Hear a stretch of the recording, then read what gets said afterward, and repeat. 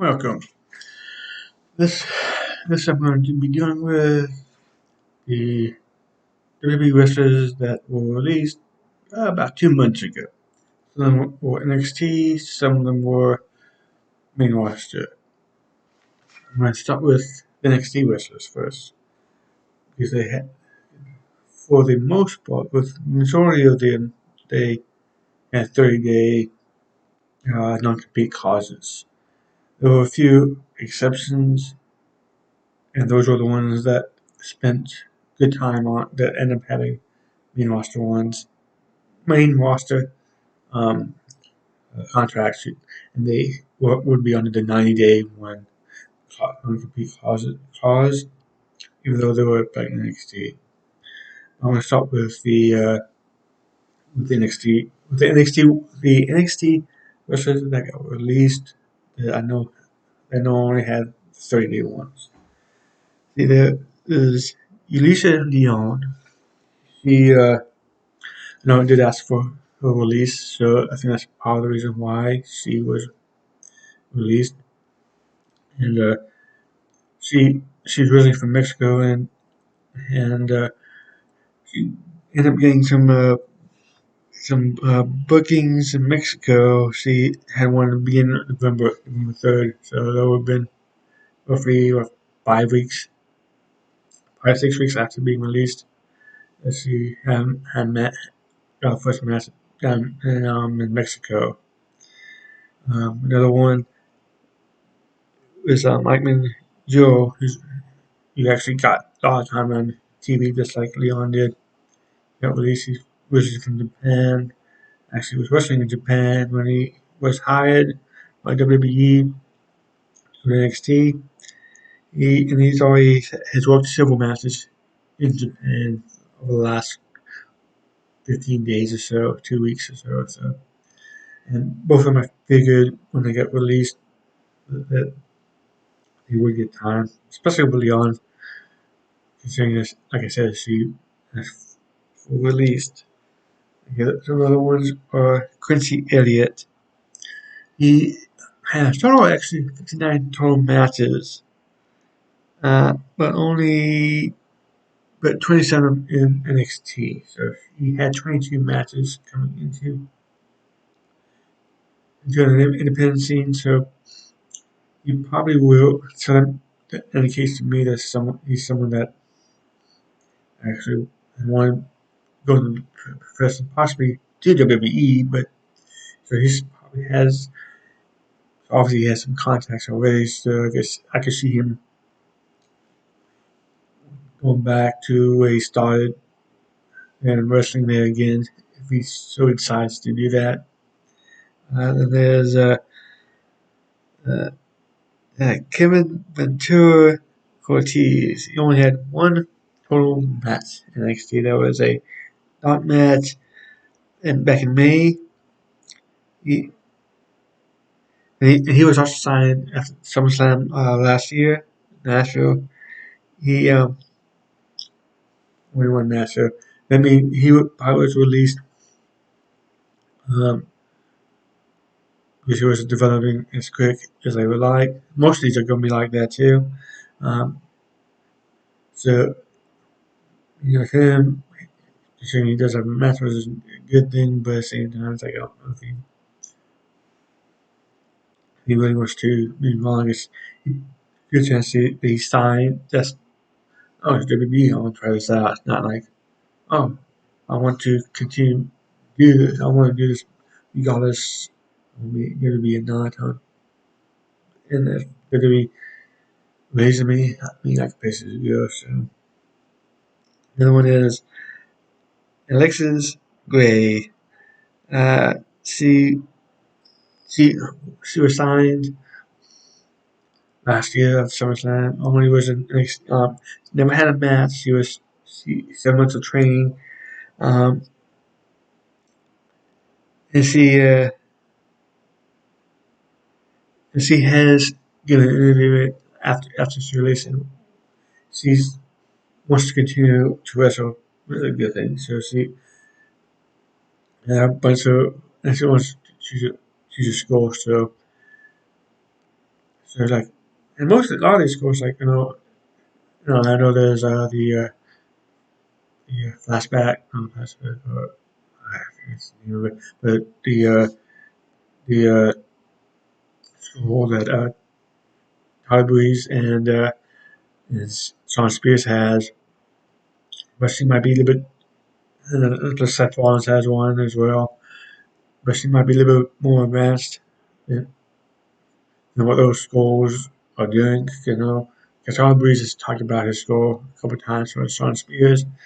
It's like I think 6 or 8 week long period. So she's at 7 months. She's obviously beyond that. That's what she knows all. It's basically that's those schools are basically this training stuff. So she probably should go to somewhere like reality wrestling with Booker T in Houston. Or get Ohio Valley Wrestling in Kentucky.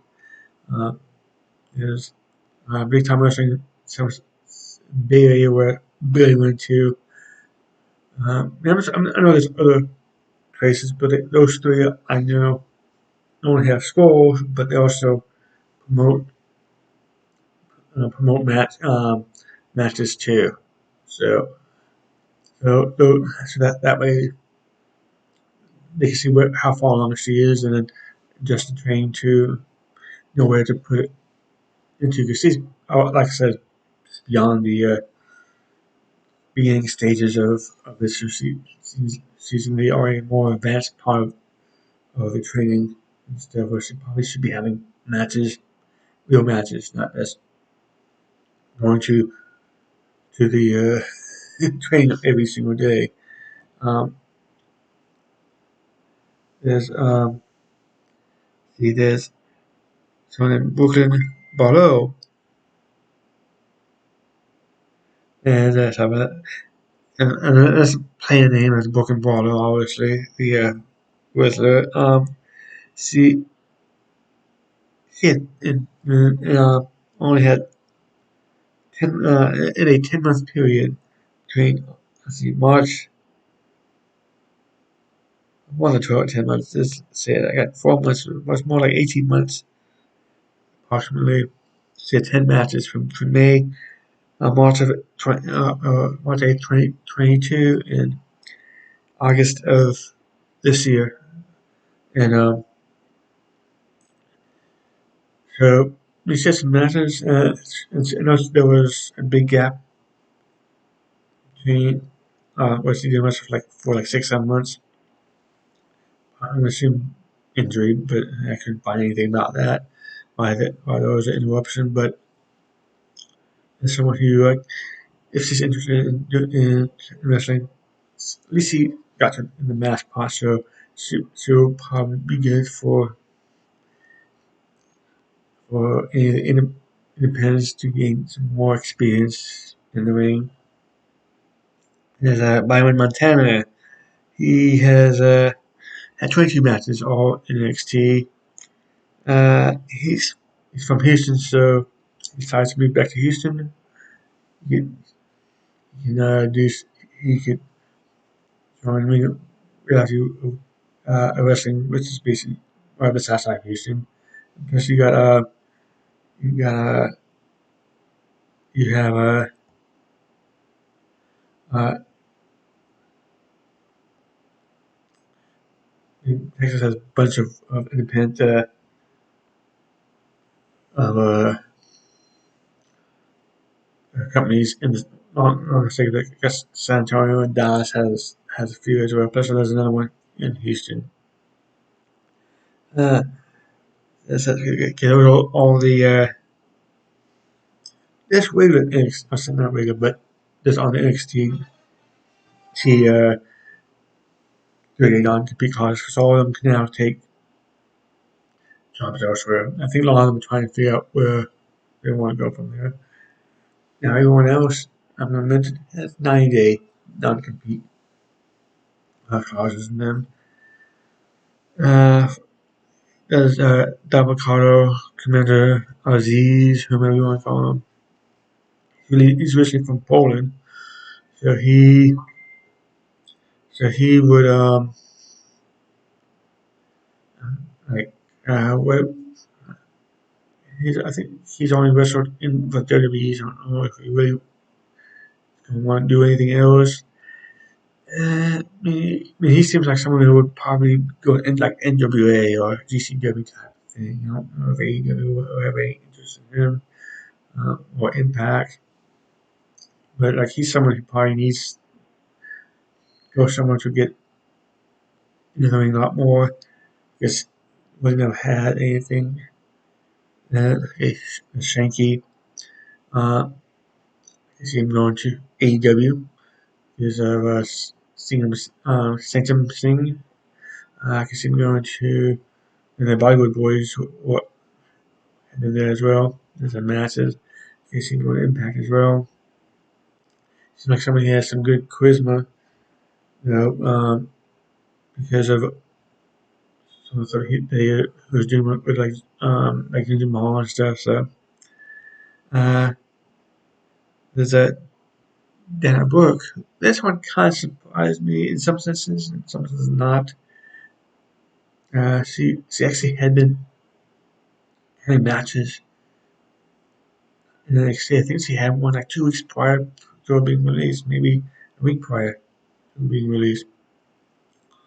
And she's by far not someone that say was everyone, almost everyone will agree with that. But she was willing to work on it, and plus she did a lot of media for it, which is kind of sucked. You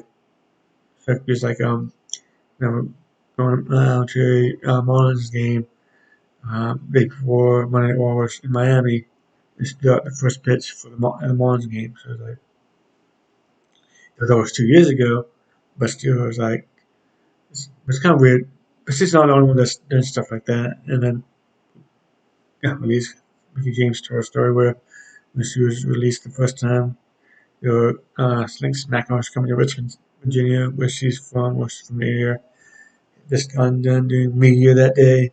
Got a call from John Laurinaitis saying that she got released. And I'm like, she's like, why did you have me do all that media the day of that day? And to me, that looks bad in WWE when there's that. But that's not obviously they didn't do that with Dana Brooke. But if she goes somewhere or go somewhere, I think she will probably end up. I can see her in AEW because she knows how to deal with the media and stuff. So that'd be good for them. And it's like that way. And they probably won't use her that much anyways. But I can see it at least coming in and be kind of like a CJ Page type thing. If they stretch out doing CJ Perry, I can see her bring in and have her manage minimum type thing for a while. Then go from there. Another one. See, I think that's all the ones from that was strictly NXT. The next one, he was when he was released. He was actually wasn't released the same day. He was actually released the next day, and it had nothing to do with why everything else was released. But from in here, because he was ultimately released. That was Matt Riddle. He was actually released because when they came, they were over in I guess from Money in the Bank. Yeah, Money no, yeah, Money in the Bank. He went at LaGuardia. He accused a TSA agent of sexual misconduct. So that probably played a part in it, to that accusation. Um, and there were other things going on too, and he kind of like he was supposed to be suspended for failing a drug test too. So it's like all this stuff, bad luck stuff was happening after Randy was was hurt, but was hurt. So if Randy was still around, some of the stuff probably would not, all the stuff probably would not have happened. But he's already been announced he has a match with Bob Van Dam in March in Ohio. So that's that. He also stated that he would like take like have a fight with Jake Paul, either as a MMA. He would he mentioned MMA, but he said he would do a boxing match with him too. So with him though, it's like there's someone that if he does go somewhere, it's probably I wouldn't be surprised if he ends up in like NWA because that's Pittsburgh. I don't think AEW or Impact TNA will try with him, especially with all the incidents he's had over the last couple of years. But, you know, there's we'll put these two together, Mace and Mansoor, which is I think they're gonna go as a team, as a duo. I think, to be honest, I think Impact would probably be the best place for them, simply because they can show it their since they do a little more one thing I like about Impact with TNA is that they do a lot of sports entertainment stuff like WWE, but they do focus a lot on the wrestling part of it as well. So where we have to like SmackDown 2 hours, have 3 matches, where Impact will have 5 matches.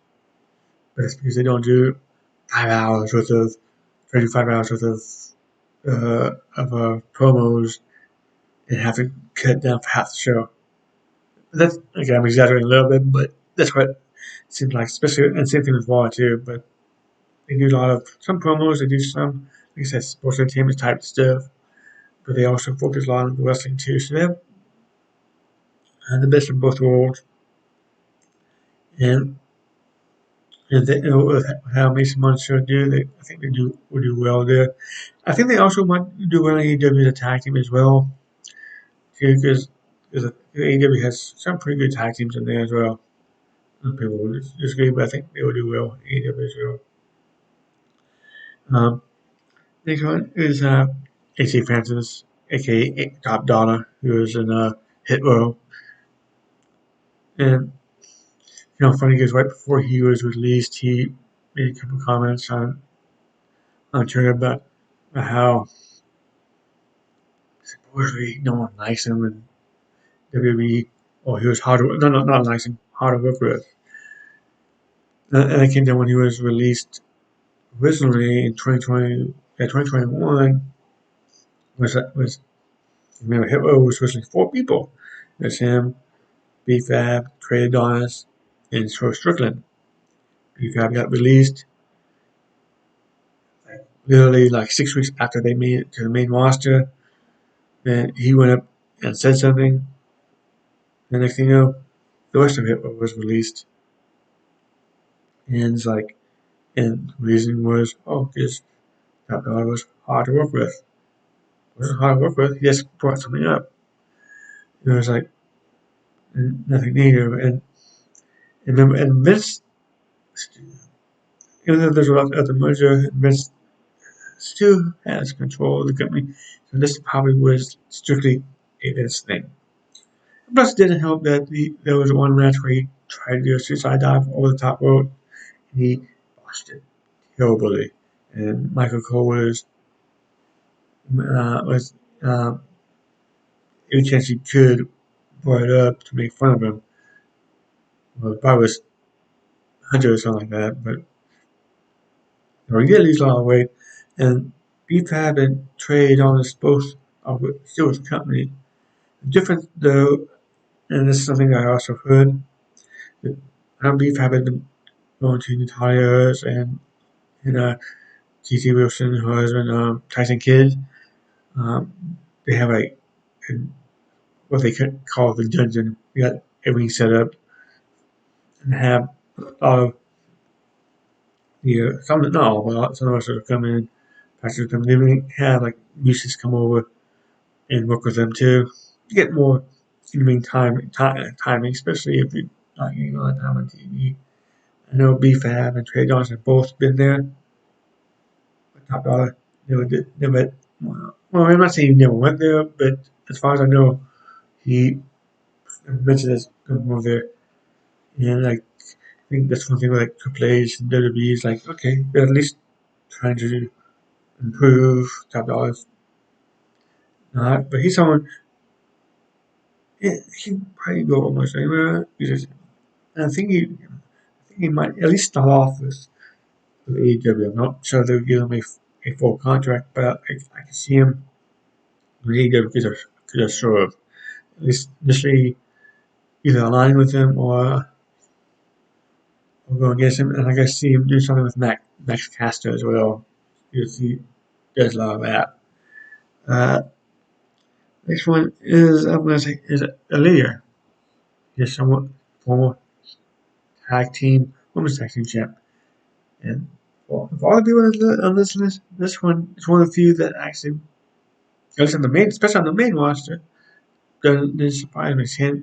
Last match she had was when she and Raquel Rodriguez lost the women's tag team titles back to Damage Control. That was September of 2022. So maybe oh yeah, I think it was September. Yeah. So she hasn't announced that at this point. Now in November, 14 months. She, even though she had some brief training before she got to NXT, that's in 2015.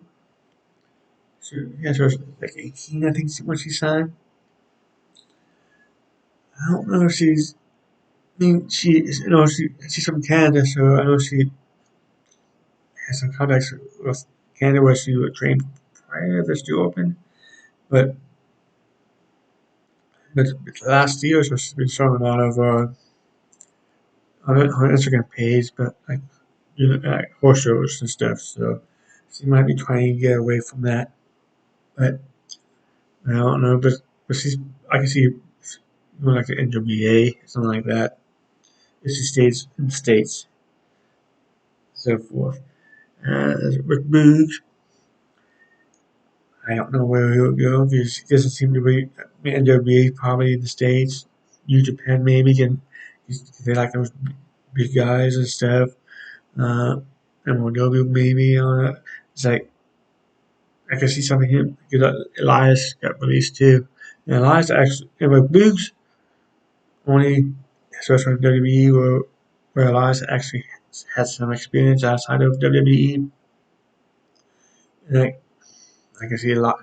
I can see Elias going almost anywhere. I can see him, especially AEW, doing something with same thing like I said with Top Dollar, doing something uh, a short term thing with Jeff Jarrett's group. That's like being opposed to them. Especially if I toss stuff.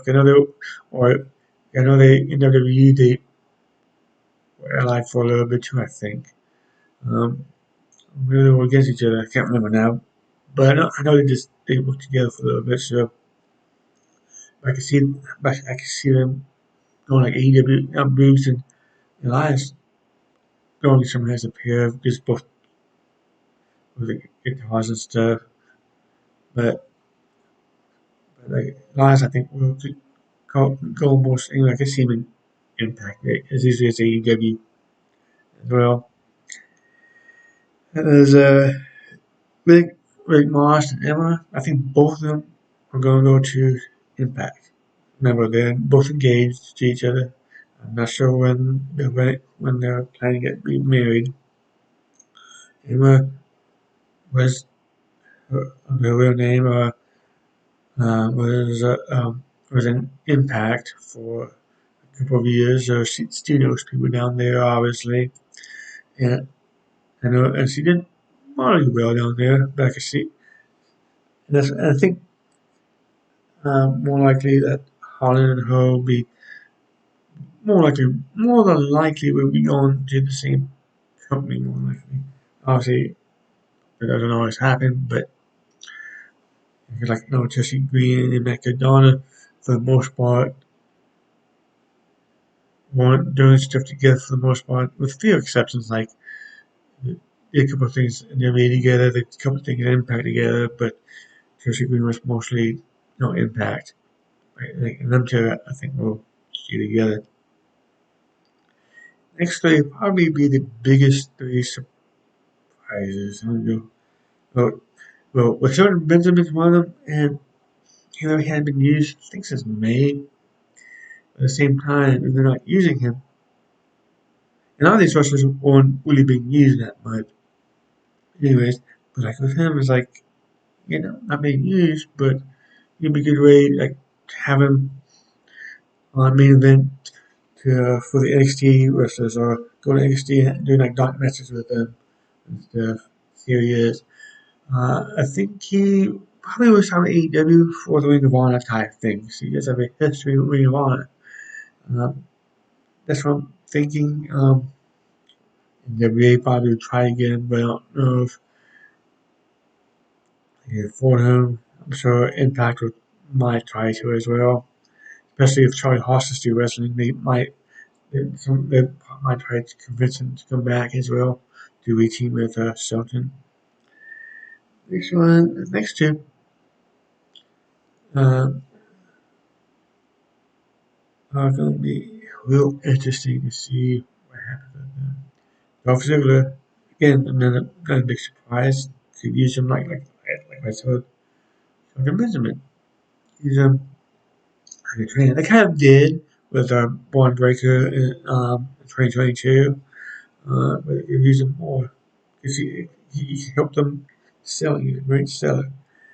Uh, For me, I know he's trying to do his comedy stuff, but I think if he really wants to wrestle, I think he's going to go to AEW. That's where his brother is, and that probably will, I guess, have them teaming up, and I guess him giving them tag team Taiwan, whether it be Ring of Honor or AEW, but yeah, that's where I think he will end up.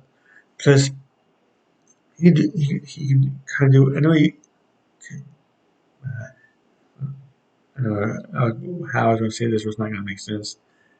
Stop myself. But I do think how AEW does scheduling, like, he can do, and a lot of times Dynamite and Collision, 9 times out of 10 are not, usually not too far a lot of times, especially when they're adding a pay per view. Because for Full Gear, they're going to be in Ontario, then Ontario, California, which is outside LA, and then they're having Collision and Rampage and Full Gear at the Forum, Gear Forum in LA. It's like if we were, they could have it be on Dynamite Wednesday, have a show somewhere in Ontario Thursday, then do something Collision or Rampage, depending on which show you're on. Then have a show afterwards, and do a show at Full Gear, after Full Gear. And remember, California, if show starts at 8 p.m. in on the East Coast, it is 5 p.m. in LA. So that means 4 hours later is 9 p.m. 9:30. I mean, he's not gonna be in the main event. He could be headed toward there's a comedy place near the Forum. You can do a show there after the show. I don't know that, but you can do if he wants to continue the comedy stuff. But the thing he does, have a little more freedom to do it than he does in WWE anyways. The other one that surprised me, it does but doesn't, is Mustafa Ali. Doesn't because he did ask for his release. Uh, no, Sean was absolutely 2 years. The only thing I've seen when Mustafa Ali said something like in January of 2022, but there's a chance he may have asked for it before he made it public though too. Um, yeah, but so that part doesn't surprise me. But the fact that he had already had a NXT North American Championship match announced for uh, No Mercy. Then on after NXT went off the air that Tuesday before he released, it's like he made a comment. Wait a minute. How's Dragon Lee getting a NXT North American Championship on Monday Night Raw? Actually, no. I think he got this release was 10 days. Was a week and a half before. His Dragon Lee and Dominic Mysterio had a match, which he thought was odd, and it was coming to be the Monday after, Monday before No Mercy, before the match. It was like, wait a minute, I'm the number one contender, and Dragon Lee's getting a match before against Dominic before me. And that sounds like an AEW type thing too. So he said he was going to be at Monday Night Raw. He got released that Thursday before, and I was like, it's like Shawn Michaels was surprised. To me, the only two places in the United States that we go to would be AEW or Impact. AEW because I think both places he will be eventually will be main event. I think he will.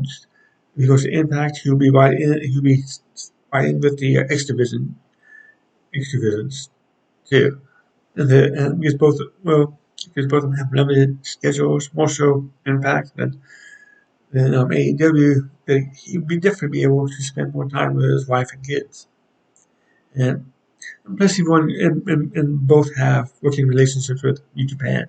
So if he wanted to go to Japan, especially in the summer months, where he could bring his family with him, that'd be something to do. But I think he's going to be either AEW or Impact.